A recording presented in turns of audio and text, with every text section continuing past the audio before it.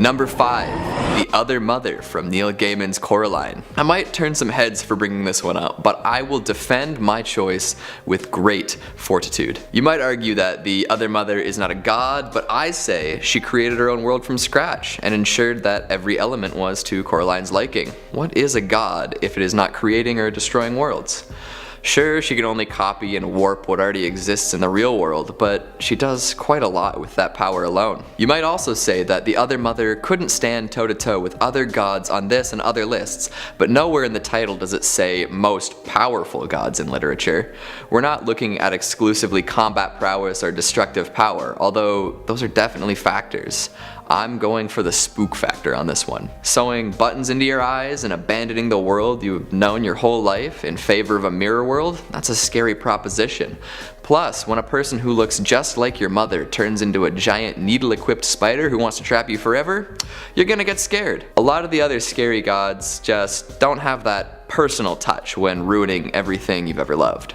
It's the thought that counts. Coming in at 4, Yidra. To quote John Paul Lechart in Where Yidra Walks, 100 April winds disperse her fragrance, 1,000 wet Octobers scour her footprints. The ruthless years assail the ancient memory of her presence, yet where Yidra walks the hill do not forget. Yidra is an outer god who is worshipped as a beautiful, awesome and terrible earth monster similar to Shabnagarath, and might be connected to the darkness, but more on her later. She has many avatar forms including Yolanda and Madame Yi, since her life cycle centers around absorbing other life forms and taking from their evolutionary advantages. This in turn makes her immortal. She has telepathic powers which give her a link to the servitors and can project illusions. Back to her avatars though, as I mentioned, one of her avatars is Madame Yi, in which she appears as a beautiful human Asian female dressed in billowing red, white and black robes, which has a delicate painted face that looks like that of a porcelain doll and possesses razor-like long fingernails. The avatar appears in China where it mates with and kills the young men provided to her by female-led and dominated cults, producing monstrous or deformed offspring, most of which are reabsorbed by her. Number 3. Iodium from Brandon Sanderson's The Stormlight Archive. I am emotion incarnate. I am the soul of the spren and of men. I am lust, joy, hatred, anger, and exaltation. I am glory and I am vice. I am the very thing that makes men men. You picking up on a theme yet?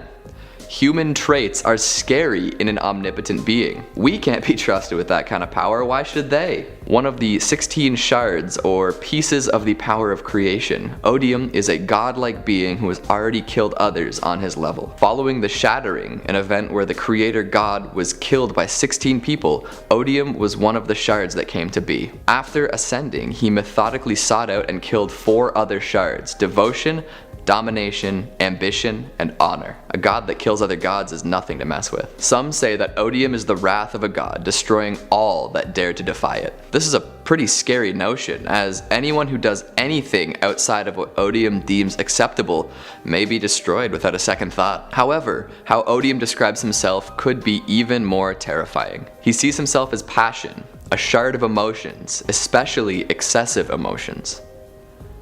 Excessive emotions left unchecked can lead to highly destructive results. Whole worlds obliterated in the name of passion. Countless lives ended because of a disagreement between 2 individuals, although there is a third and possibly more accurate description of Iodium: hatred. This seems to line up well with his actions and allows us to come closer to understanding his intent. With powerful magic like Void Light and Void Binding at his disposal, and an army of Fuse at his beck and call, we do not want Iodium giving in to passion or hatred. A whole lot could be at stake. Number 2. Diablo, the prime evil from Diablo. He is the root of all fears, buried deep within mortal minds. He is the nightmare that awakens us, sweating in the dark. He is an entity of pure malevolence and depthless evil. Diablo is so powerful, so capable of instilling terror, he is incapable of feeling fear. Now that is scary. Not that you could convince him that. I know that Diablo does not have roots in literature, but there are plenty of Diablo tomes floating around our earthbound world. In 2002's Diablo, Kingdom of Shadow, the prime evil attempts to open a passage between Hell and Sanctuary. If Sanctuary isn't safe from Hellfire, where is? He, as the most creative and far-sighted of the three prime evils, has a great capacity for cruelty on all planes he inhabits. Much like the Lovecraftian son of Azthoth, Nyarlathotep, Diablo sees himself as an artist of terror. He does not seek satisfaction in the form of conquest, but instead from the terror he instills in all of his victims. It could even be said that he's the embodiment of terror itself. Possessing powerful magical and physical capabilities once awoken, Diablo is an extremely dangerous being. Even if defeated or sealed away, there's always another way for the prime evil to make its way back into the waking world. Like a good horror movie villain, you can't keep Diablo down for long. Number 1, we've got the God Hand and the idea of evil from Berserk. Berserk is a manga that does not pull any punches. Extreme violence and sexual themes run throughout this long-running series as it struggles with ideas ranging from isolation to camaraderie to the fundamental nature of human beings. Good and evil come up a lot, and no beings embody evil better than the God Hand. I'll group them all into one entity serving the idea of evil because that makes things a little more neat and tidy for the purpose of this list. Got a problem with it? Make your own list. The God Hand consists of 5 members, representing all sorts of forces beyond our control. Fate, temptation, deception, famine, pestilence, gravity, and space. They rule over the human realm in servitude to the idea of evil, and have had a hand in shaping many major events on Earth. They also look like Cenobites from the Hellraiser films, which definitely makes them a great degree scarier. As the most powerful demons, they reign over apostles and grant Beherit users reincarnation in exchange for a sacrifice. And that's part of what makes the God Hand so scary.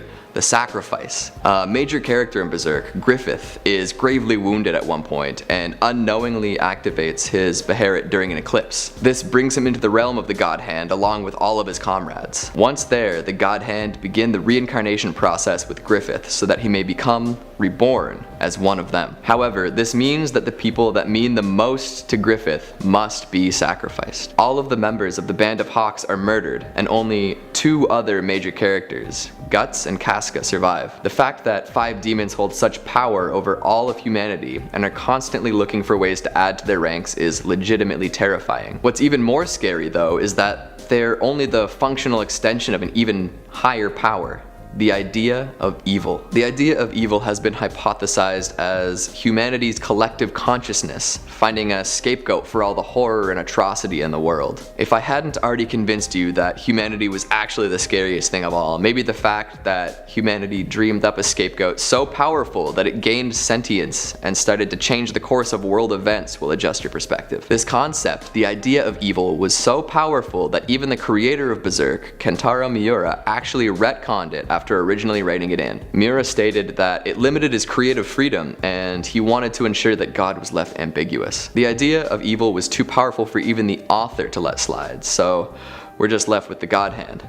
But that's still some pretty scary stuff. Kicking off at number 5, Tash, Chronicles of Narnia. And no, not Natasha, but Tash. Tash the inexorable, Tash the irresistible, the patron god of the ruling class of Calaman, essentially the best friend and overseer of the rich who gobbles up poor people and the working class just for the sheer fun of it to further fuel his dark and manipulative reign. Now, if you know anything about C.S. Lewis's Chronicles of Narnia, then you'll certainly know that this particular fantasy series draws its main body of inspiration from the Judeo-Christian religion, and whereas the bold and brave lion himself, Aslan, represents Jesus, while as you may imagine, Tash represents the pure and evil antithesis of that, the Antichrist. And yes, say what you will about the Chronicles of Narnia, and whether you think it's tame or not comparable to some later fiction found here, the truth of the matter is Tash is pretty damn terrifying, and he's the purveyor of some pretty horrendous themes throughout the series of what is essentially a children's novel. Tash appears as a dark and shadowy demon, an almost skeletal figure of a humanoid body with a vulture-like head and 4 grotesque taloned arms. His presence is said to bring with it the cold, and his stench is that of death. And yet, whilst many people in the world of Narnia refuse to believe in Tash, he is very much a real and evil entity. Now, strangely enough, although being the pure antithesis of Aslan, one of Narnia's most prolific figures, Tash appears only twice in this series, and in 1954's The Horse and His Boy, and in 1956's The Last Battle. In the former, he's referred to in the same passage as 2 other gods, Azeroth, where have we heard that name before, and Zardina, the Lady of the Night and the Maidens. And yet still, comparable to those 2, Tash is still the only figure that the fanatical people of Calaman would like to sacrifice children to in his name. yeah, that's pretty much the extent of it really. At one point the followers of Tash tried to run a smear campaign against Aslan by suggesting that Tash and Aslan were the same entity, conveniently called Tashlan. Yeah, obviously they didn't buy the fact, given the fact that Tash is very clearly a giant, terrifying, bird-headed prime. Number 4. Desire from Neil Gaiman's The Sandman. A strong feeling of wanting to have something or wishing for something to happen.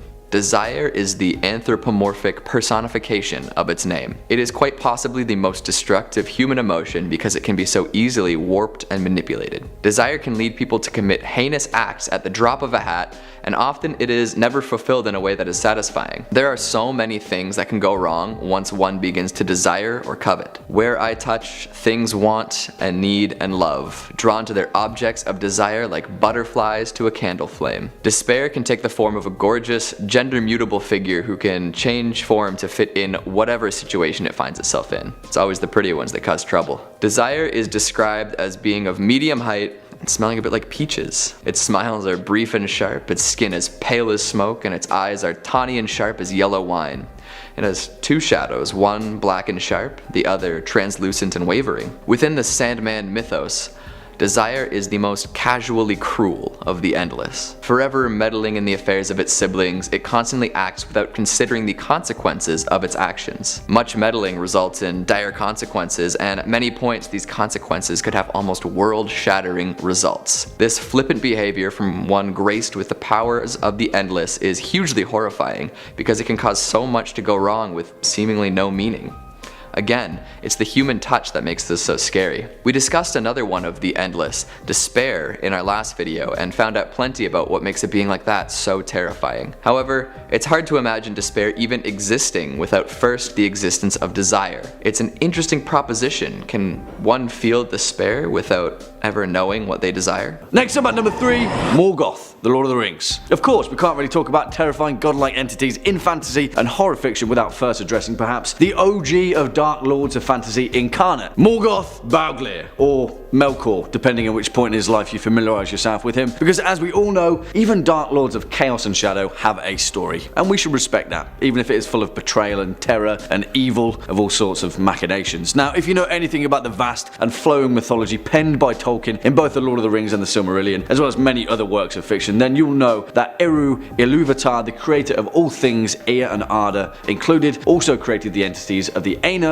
to live within it. In the void of nothingness, he gave life to these angelic beings, and Melkor was the most powerful of them all. However, dissatisfied that Eru had abandoned the void, Melkor grew curious enough to seek to emulate his own creator in an attempt to fill the void with sentient beings. For this though, Melkor would need the secret fire, and that was impossible for him to find. To combat that, Melkor sought to create his own discordant melodies in the music of the Aina, the fabric of creation that forms the basis for the themes of all things, and because of that, Melkor introduced the first music of chaos, the same disharmonies that were responsible for all later evil in Arda. Well, obviously, eventually the will to exceed his creator's power turned Melkor into a vile and twisted image of himself, and as the sentient races of Arda began to emerge, his desire to conquer and overthrow contorted him into Morgoth, the entity responsible for the orcs, Ungoliant, and all the spiders, werewolves, balrogs, revenants, and the darkness in the hearts of men. This guy burned down world trees like it was going out of fashion. You see, it's hard to gauge just exactly where the veracity of Morgoth lies, because in the truest sense of the word, you cannot get more evil than Morgoth. And then, of course, there's the emergence of the cult of Melkor, headed by the lieutenant of evil himself, the Dark Lord Sauron, where here, as the high priest of that cult, Sauron orchestrated the human sacrifice of the Númenors in Melkor's name, and then pride cometh before the fall and all that. Morgoth, guys, he's got a mace called Grond that was literally forged from the essence of the underworld. I would not like to meet him in a tavern. Put it that way. Coming in at number 2, Randall Thor, the Wheel of Time.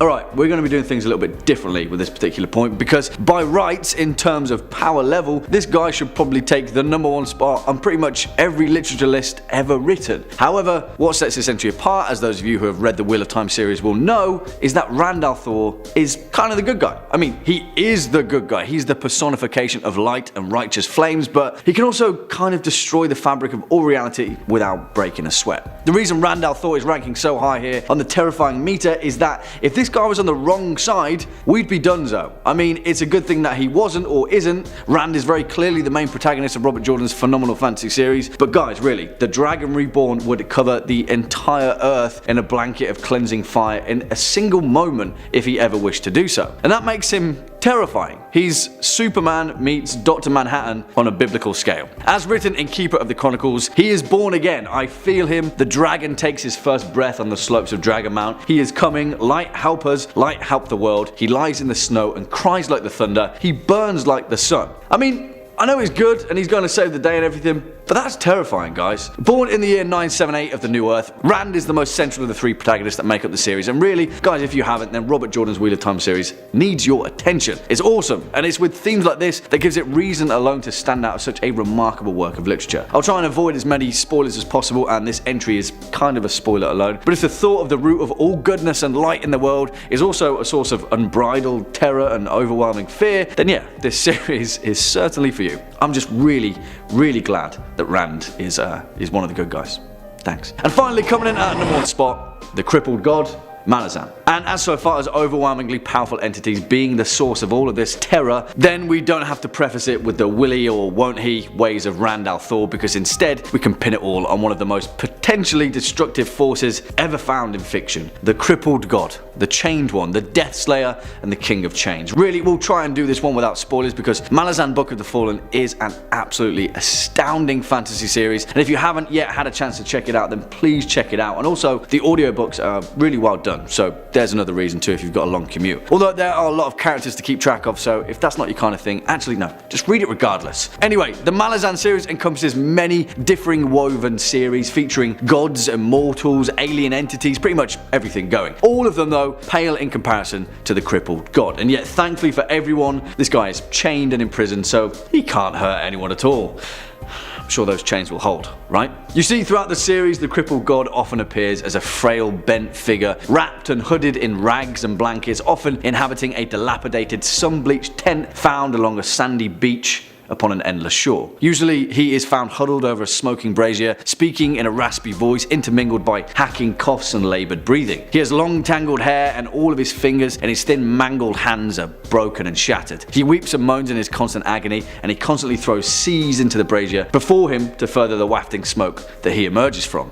Really guys, I know it's quite a bit of a cop-out, but we can't get into the bulk of the crippled god without any spoilers. But if that initial appearance is curiosity enough to pique your interest, then believe me, as far as the crippled god is concerned, there is far more to be discovered, at your own risk, of course. The crippled god knows only suffering, and his only desire is to make all others feel the same. Coming in at number 5, we have Nyarlathotep, to quote H.P. Lovecraft. And where Nyarlathotep went, rest vanished, for the small hours were rent with the screams of nightmare. Nyarlathotep, known to many by his epithet the Crawling Chaos, is an outer god in the Cthulhu mythos. He is the spawn of Azthoth and first appeared in his prose poem Nyarlathotep back in 1920. A quote from the Dreams in the Witch House goes as follows: "A tall, lean man of dead black coloration, wholly devoid of either hair or bear, and wearing as his only garment a shapeless robe of some heavy black fabric. His feet were indistinguishable because of the table and bench, but he must emit shards since there was a clicking whenever he changed position. The man did not speak and bore no trace of expression on his small, regular features. He merely pointed to a book of prodigious size which lay upon the table." Nyarlathotep differs from other deities in the mythos in a number of ways. Most of the outer gods are exiled to the stars like Yogsathath and Azthoth, and most of the great old ones are sleeping and dreaming like Cthulhu. Nyarlathotep, however, is active and frequently walks the earth in the guise of a human being, usually a tall, slim, joyous man. Nyarlathotep enacts the will of the outer gods and is their messenger, heart and soul, the immaterial figure of the deputy or messenger of hidden and terrible powers. He is also the servant of Azthoth, whose fitful wishes he fulfills. Unlike the other outer gods, spreading madness is more important and enjoyable than death and destruction to Nyarlathotep. It is also suggested by some that he will destroy the human race and possibly the earth as well. Swinging in at number 4,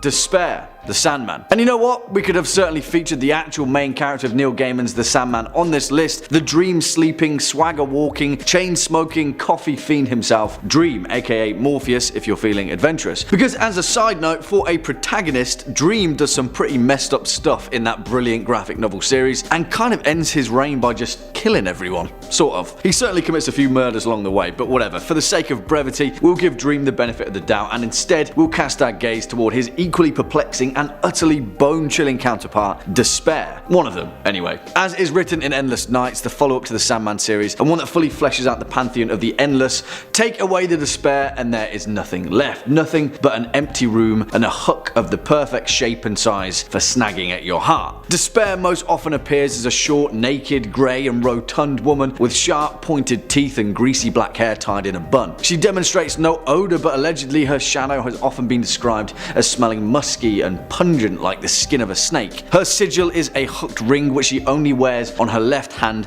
and haphazardly uses it to tear into her own flesh absentmindedly, which yeah, that's one of the reasons she's making this list really. You see, in Despair's realm, in stark comparison to the wild and whimsical realm of the dreaming that Morpheus rules over, is instead a grey and foggy space filled with endless skittering rats and mirrors used for looking upon people in the depths of their own despair. You see, what is strange is that Despair is said to be one of the few endless that have seen two incarnations. It isn't clear as to how she was initially destroyed and reformed, but this one is certainly a bleak and bewildering replacement. Compared to all of the other endless who are clear in their emotional personifications, Despair is a tough one to handle. Coming in at number 3, Shabnagarath. Shabnagarath is an outer god in the Cthulhu mythos of H.P. Lovecraft. The being first appeared in Lovecraft's revision story, The Last Test, back in 1928. However, in Lovecraft's work, she is never actually described, but is frequently mentioned or called upon in incantations. Shabnagarath also appears in the works of other authors, including August Derleth, Lynn Carter, and Brian Lumley. Shabnagarath is an outer god or outer goddess in the pantheon. She is a perverse fertility deity, said to appear as an evil cloud-like entity, as written by H.P. Lovecraft in selected letters. She is said to be an enormous mass which extrudes black tentacles, slime-dripping mouths, and short, writhing goat legs. Small creatures are continually spat forth by the monstrosity, which are either consumed into the miasmatic form or escape to some monstrous life elsewhere. Of all the mythos deities, Shabnagarath is probably the most worshipped. Her followers include the Hyperboreans, the Movians, and the people of Sarnath, as well as any number of druidic and barbaric cults. Shabnagarath is believed to have mated with Hastur to produce the beings Zar, Ithaca, and Jezahar. Hastur may also be the father of her 1,000 young or dark young, though there is a good chance they were spawned by fission. Now, she has also appeared outside of the world of Lovecraft. Both Stephen King and Terry Pratchett have referenced Shabnagarath in their works. Coming in at number 2, Yogsathath. To quote H.P. Lovecraft in the Dunwich Horror, Yogsathath knows the gate. Yogsathath is the gate. Yogsathath is the key and guardian of the gate. Past, present, future, all are one in Yogsathath. He knows where the old ones broke through of old, and where they shall break through again. He knows where they have trod Earth's fields, and where they still tread them, and why no one can behold them as they tread. Yogsathath is a cosmic entity and outer god, born of the nameless mist. He is the progenitor of Cthulhu, Hastur the unspeakable, and the ancestor of Vormi. Like many Lovecraftian gods, Yogsathath has many different appearances throughout the various stories of the mythos, by various authors. There is, however, a common agreement that Yogsathath visually manifests as a mass of glowing orbs with eyes or tendrils in some versions, and in others simply the orbs. It is also heavily implied that Yogsathath is omniscient and is locked outside the universe, meaning he can know and see all of space-time all at once, which means there is no secret hidden from Yogsathath. Outside of the work of H.P. Lovecraft, Yogsathath also appears in Doctor Who as the military strategist of the Great Old Ones, who are the equivalent of the Time Lords in a previous universe. And finally, coming in at number 1, Azthoth. To quote H.P. Lovecraft in The Dream Quest of Unknown Kadath, outside the ordered universe is that amorphous blight of nethermost confusion, which blasphemies and bubbles at the center of all infinity. The boundless daemon Sultan Azthoth, whose name no lips dare speak aloud, and who gnaws hungrily in inconceivable unlighted chambers beyond time and space, amidst the muffled, maddening beating of vile drums and the thin, monotonous whine of accursed flutes. Azthoth, sometimes called the blind idiot god and the nuclear chaos and the deep dark, is an outer god with no definite description, simply because everybody envisions him differently, and he is constantly changing. There is evidence the physical manifestation of Azthoth in the universe is continuous with a spot in the central region of the galaxy, otherwise known as Sagittarius A, the supermassive black hole at the center of the Milky Way galaxy. Azthoth is a significant malign presence in the Necronomicon, as both Albert Wilmarth and Walter Gilman are horrified at the mere mention of its its name, having both read about it in the occult tome. In Gilman's case, it's the witch Keziah Mason who references Azthoth while haunting his dreams, stating he must meet the Black Man and go with them all to the throne of Azthoth at the center of the ultimate chaos. He must sign in his own blood the Book of Azthoth and take a new secret name. What kept him from going with her to the throne of chaos where the thin flutes pipe mindlessly was the fact that he had seen the name Azthoth in the Necronomicon and knew it stood for a primal horror too horrible for description.